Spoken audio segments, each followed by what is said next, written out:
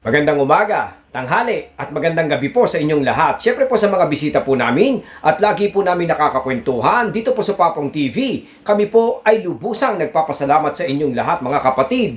Pag-usapan natin ngayon kung ano pa talaga yung mga ways para maibalik or magkaroon ng interest ang isang tao sa atin. Na kung halimbawa siya nga po ay nagpapakita na siya po ay nanlalamig, siya po ay walang gana, very dry mga utol. Yan ang pag-uusapan natin sa araw na to. Walang interest, walang gana, walang amor mga kapatid at parang wala tayong halaga. Aminado naman po tayo na napakaraming dahilan kung halimbawang nangyayari sa kanya ang mga ganitong situation kapatid na nawawalan nga po ng interest sa atin. Pero syempre ang good news dyan, meron naman po talaga tayong magagawang paraan. Yan nga po ang tatalakayin natin. Unang-una, iwanan nyo po siya na mesmerize, nag-iisip, wondering, curious mga kapatid at hindi alam kung ano talaga ang dapat gawin in order to reach us. Kasi po, kung attraction ang pag-uusapan natin, challenge plays an important role.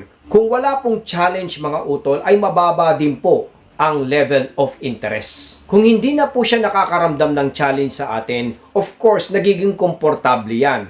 Katulad din po yan sa pag-aaral mga kapatid. Kung halimbawang tayo ay relax na relax sa ating ginagawang schooling, ayun, hindi na po tayo mag-aaral, di po ba? Kung halimbawa naman na tayo ay relax sa ating tinatrabaho, like for example, tayo ay nag-uopisina, tayo ay manager mga utol. Kung halimbawang tayo ay nandun sa comfort zone na kumbaga wala tayong iniintindi, kampanting-kampante. Alam niyo po ba na sometimes humihinto na po yung utak natin at hindi na po nag-iisip ng mga development or improvement na dapat nating isuggest. Kumbaga nagiging relax ang kahit sino man. Isa pa dyan, yung spark na nakita niya nung simula mga utol, pag siya po ay nagiging komportable, it slowly disappears. Kung meron kasing essence ng pagiging independent mga utol, ay nagiging attractive po kaagad-agad ang isang tao. Kung halimbawang nakikita niya kayo na all alone kayo, na hindi nyo kailangan kahit po sino mga kapatid, maaaring tao yan or situation, ay lalo po kayong nagiging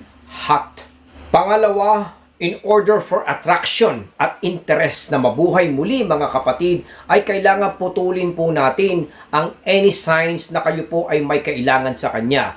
Like for example, demands. Alam naman natin na sometimes in some situations, like for example, kayo po ay may kaibigan, sometimes nagdedemand tayo eh. Pero sa isang relationship mga kapatid, ibang istorya po yan. Pag kayo po ay nagde-demand, iba po ang nagiging larawan at itsura nyo sa kanya. You will appear weak kung halimbawang kayo po ay may mga demands. Isa pa dyan, ang relationship kasi ay mas kaaya-aya. Mas interesting kung halimbawang walang any pressure na nararamdaman po yung taong gusto natin. Na anytime na tawagan kanya ay okay naman, anytime na hindi kanya kausapin ay okay pa rin, anytime na siya ay pumunta doon at hindi kanya isama ay okay na okay ka pa rin. Like for example, itry niya makipag-usap or makipag-date, friendly date lang naman. Sa isang partner din ay okay ka pa rin. Yung mga bagay na ganun kapatid, alam ko hindi siya ganun kadali, pero yun po ay nagpapakita at nagpapataas po ng attraction level nyo. Number 3, pakitaan nyo po siya ng proper attention. Yung attention na talaga naman pong karapat dapat po sa kanya, yung gusto niya.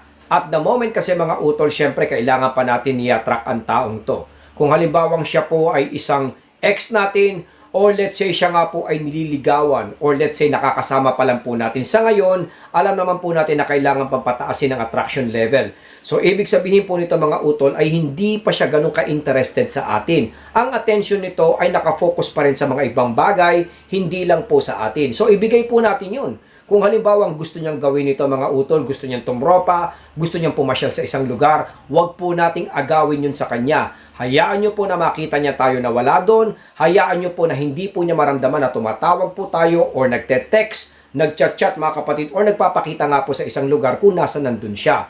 Hayaan niyo pong maisip niya na kayo po ay may iba din pong ginagawa. Another situation pa kung saan siya ay magkaka-interest sa iyo at tataas po ang attraction level mga utol, huwag natin siyang tratuhin na ex or let's say huwag natin siyang tratuhin na taong kailangan natin. Treat him or her na bilang kaibigan lang mga utol. close friend, special friend. Dahil stepping stone po ito mga utol para magkalapit kayo ng gusto. Isa pa dyan, syempre kung ang trato nyo sa kanya ay bilang kaibigan, ay may bubuhos mo talaga yung sariling ikaw. Wala kang pressure, wala kang inaalala at hindi ka po kinakabahan mga kapatid. Dahil syempre, kailangan niya maramdaman na kaibigan ka rin, willing makinig, willing na magbigay ng saya sa kanya, willing na samahan siya at willing din pong ma-inspire kayong dalawa. Pero mangyayari lang po yan kung talagang magiging natural ka bilang kaibigan. Next on the list na lagi naman po natin binabanggit, have a little outside life mga kapatid. Naintindihan kita na syempre kailangan natin gumawa ng paraan sa kanya. Pero tandaan po natin na kailangan makita rin niya na kayo po ay may iba rin pong ginagawa. Ito po lagi nating pinapaalala mga utol dahil talaga naman pong napaka-effective nito kung makikita niya na kayo ay busy rin po sa ibang bagay. May mga ibang taong kinakausap at may mga pinaglalaanan ng oras. Napakahalaga niyan para tumaas po ang attraction level niya sa inyo. Isa pa dyan, pagka kayo po ay magkikita ay hindi lang po magiging routine ang pag-uusapan nyo. Syempre may mga bagong pangyayari tulad ng negosyo, pag-aaral, trabaho mga utol, bagong nangyari, kapitbahay. Lahat po yan ay magiging certain topics na pwede nyo rin pong i-connect sa kanya. Ang pakiramdam or feelings ng isang tao mga kapapong ay very complex yan at kakaiba. Unique yan sa bawat isa. Like for example, sa isang to, ibang nararamdaman ko. Sa kanya, iba rin po. Dito po sa taong ito mga kapapong ay lalong iba rin po mga utol. Kaya ang technique na dapat nating gawin at bigyan ng pansin ay kailangan baguhin natin ang nararamdaman niya at tingin nga po niya sa iyo directly. Dapat po nating maintindihan mga kapapong na yung pagkawala ng interes ay mas mabilis kesa mag-gain ang interes.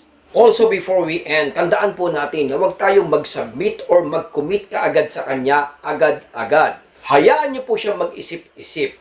Kung baga yung maramdaman niya na uncertainty tungkol sa iyo ay makakatulong din po sa ganitong stage. Hayaan niyo po siyang mag-wonder. Hayaan niyo po siyang mag-isip kung ano ba talaga ang pakay mo mga utol, kung ano ba talaga yung intentions mo. Huwag na huwag kang magko-commit. Pero ipakita mo at iparamdam mo sa kanya na pag siya ang nag-commit sa iyo ay magiging amazing experience po ito mga utol. Kailangan makita niya yung fun, kailangan makaramdam po siya ng excitement. Hanggang dito na lang po muna si Papong TV mga kapatid. I hope na nakatulong po tayo dyan sa mga kaibigan po natin na gusto po nating alalayan at tulungan. Suportahan po natin ng mga YouTuber na Pilipino. Maraming salamat po sa inyong lahat. Papong TV,